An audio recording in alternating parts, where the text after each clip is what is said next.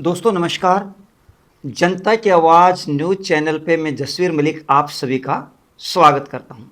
साथियों, आज चाणक्य नीति के अगले भाग में हम चर्चा करते हैं आचार्य चाणक्य की उन बातों पे जो बेहद ज़रूरी हैं हम सबके लिए और आम जीवन के लिए, जो बहुत ही लाभकारी हैं और जिनका ज्ञान हमें और हमारे बच्चों को और हमारे परिवार को होना जरूरी है।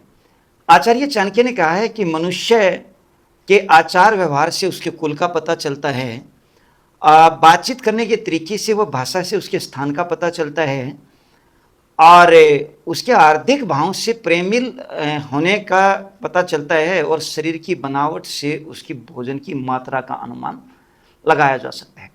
इसमें आचार्य चाणक्य ये कहते हैं कि कोई भी व्यक्ति उसका आचार व्यवहार कैसा होगा, वो आचार व्यवहार जैसा होगा वो उसके कुल का, किस खानदान से है, किस कुल से है, किस परिवार से है, इसका परिचय इसी चीज़ से हो जाता है। बातचीत के तरीके से और उसकी भाषा से उसके निवास स्थान का, वो कहाँ का रहने वाला है, कहाँ का वासी है, ये सब पता चल जाता है। और उसके हार्दिक भाव से उसका प्रेमिल होने का मतलब उसकी जो नेचर है उसका पता चल जाता है। और शरीर की बनावट से उसके भोजन का पता चल जाता है कि ये क्या खाता है और कितना खाता है। ये चीज़ें आचार्य चाणक्य ने इन लाइनों में बताई है। आगे आचार्य चाणक्य का बहुत ही अहम लाइन है। आचार्य चाणक्य कहते हैं कि दुर्जन व सांप दोनों में से किसी एक का चुनाव करना हो तो सांप का चुनाव करना श्रेयकर रहेगा, उचित रहेगा, क्योंकि सांप तो उचित समय आने पर अर्थात मृत्यु काल आने पर ही काटेगा, जबकि दुर्जन व्यक्ति, दुष्ट व्यक्ति आपको हर समय हानि पहुंचाता रहेगा। साथियों, ये बहुत बड़ी बात है।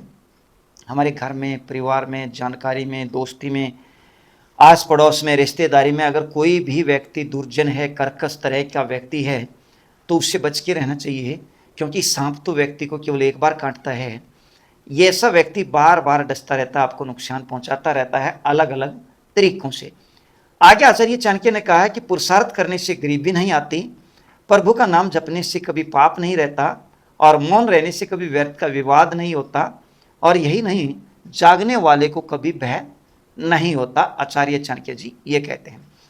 पुरुषार्थ का अर्थ ये है कि आप यदि मेहनत करते हैं, सही निर्णय लेते हैं, ईमानदारी से काम करते हैं। पुरुषार्थ का मतलब ये है कि ये सब अगर आप करेंगे तो आपको गरीबी नहीं रहेगी, अर्थात आपके पास पैसा आएगा, आपकी आजीविका आपको आराम से चलेगी और आप पे पैसा कमाएंगे, तो पुरुषार्थ करने से गरीब नहीं रहेंगे।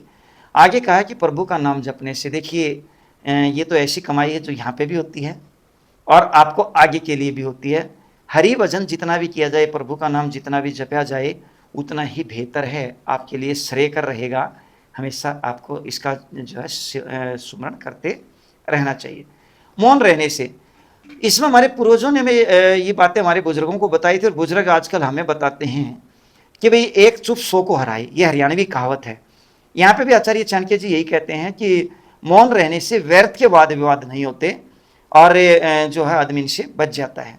आगे आचार्य चाणक्य ने कहा कि जागने वाले को कोई भय नहीं होता। जागने का अर्थ नींद से जागना खाली मात्र नहीं होता।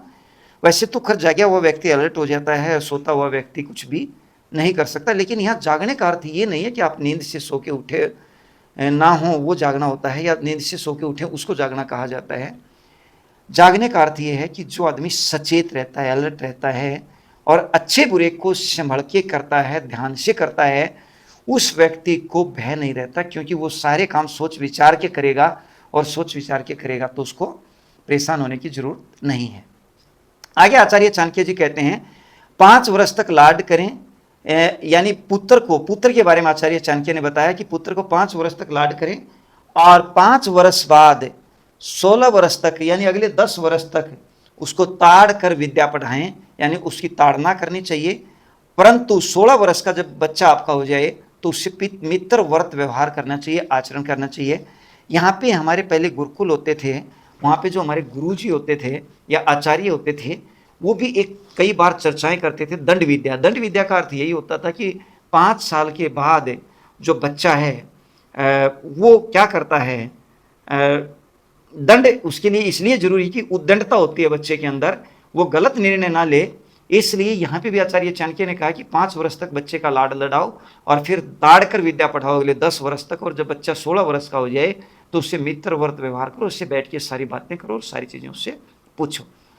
आचार्य चाणक्य ने कहा है, जहाँ बुद्धिहीनों का सम्मान नहीं होता, धान्य अर्थात अनाज का संचय होता है, पति पत्नी में व्यर्थ का विवाद नहीं होता, वहाँ लक्ष्मी बिना बुलाए आ जाती है। साथियों, ये अपने आप में बहुत बड़ी बात है। यहाँ पे आचार्य चाणक्य ने कहा है, जहाँ बुद्धिहीन, बुद्धिहीन का अर्थ ये होता है कि भाई मूर्ख आदमी को कभी भी इज्जत नहीं देनी चाहिए, मूर्ख मूर्खता ही करेगा, उससे दूर रहना अच्छा होता है, बचना चाहिए। ये बताया है। धान्य का अर्थ है धन, अनाज, धान्य का अर्थ धन, और अनाज अर्थात अनाज का भी संचय करना चाहिए।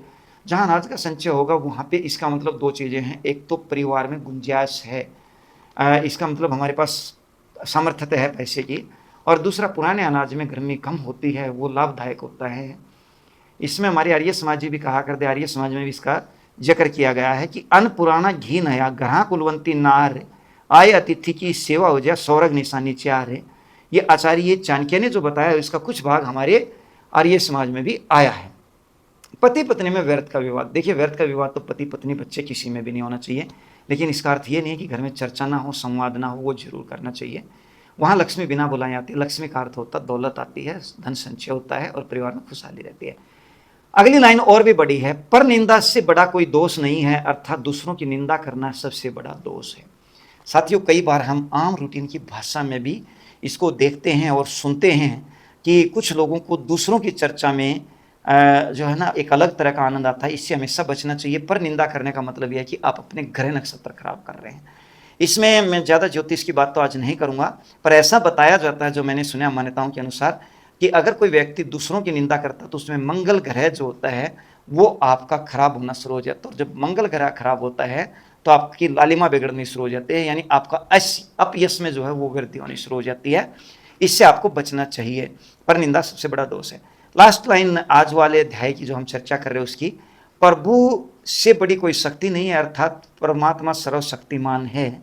ये आचार्य चाणक्य ने कहा, इसमें कोई दो राय नहीं है।